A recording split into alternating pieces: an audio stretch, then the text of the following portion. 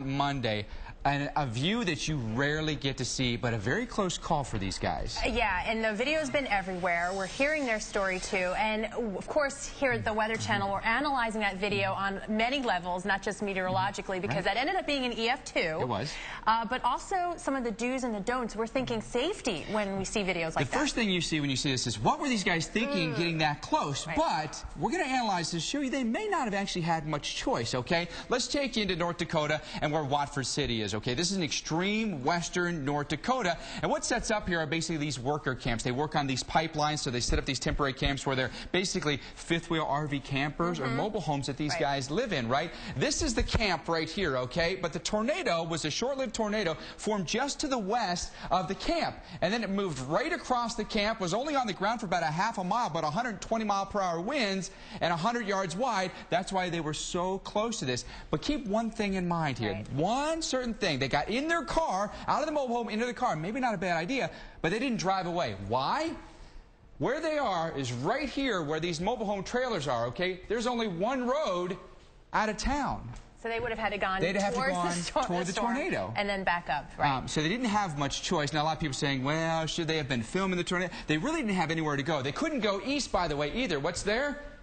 A creek. So they couldn't have gone the other direction. There was truly no place for them to go. Okay, so a couple things that they did right. They got in their car, which was actually, and their seatbelts on, which is safer than having stayed in those temporary mobile units. A mobile home will blow over in about 90-mile-per-hour winds. It take roughly 130-plus mile-an-hour wind to knock over your truck. A bad thing, they did wait a little bit too long, and they probably should have put the camera down to make sure everybody was okay. And now I think this raises the question, you know, all these temporary facilities that these workers live in, they don't have shelter. Should we be considering building a shelter for these people in addition to the mobile home park that we're building for them to live in? What people may not know is that area of the country in the northern plains is in an oil boom right now. So there's a lot of activity going on, a lot of camps like that, and a lot of workers in the path potentially. Very true. They don't get a lot of tornadoes this time of year. Only 6 have struck in the last 60 years in this part of North Dakota. Having said that, that was a pretty strong tornado and a little too close for comfort. Yeah, if they got a little bit farther away, Sam, it might have actually made for better video if you're going to play that angle, because then you could have had a greater view. But what an experience for those guys.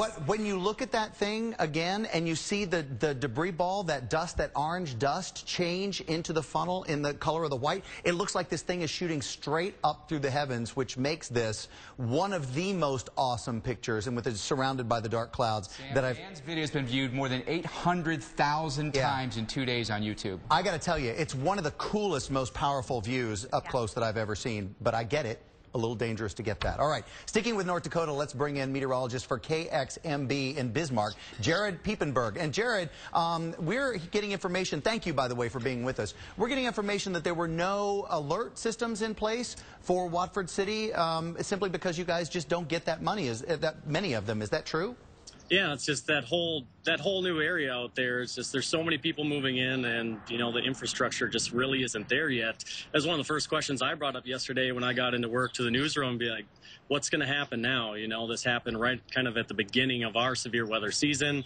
You know how things are going to change out there. It'll be pretty interesting, especially with all the people coming in from all over to work out here. Yeah, I think we've just now seen that it's an important thing to try to build out that area to keep people safe. As you said, that boom and a lot of workers coming in. Hey, let's switch over to heat today. What are you guys thinking about as your temperatures jump today and probably stay that way for a day or two? It's kind of crazy. I mean, I feel like we just went from winter, now it's going to be summer, you know, now. 2 days in May, we haven't even got into 50 degrees. We had 2 upper 40-degree high days, and now we're going to be approaching 90, probably going above there for tomorrow. It's a really drastic change for us out here. It's not uncommon, but considering this lack of spring that we've had, it's definitely going to be a noticeable change. All right, Jared Piepenberg, KXMB in Bismarck. We thank you so much for being our eyes in that area for us, and we'll be talking to you throughout the days to come, I'm sure, as we watch those temperatures climb. Hey, as we close hour 2 of AMHQ, the things that we need to recap, we were the ones that showed you the Google car, fits exactly 30 clowns, and we've got some cooler temperatures.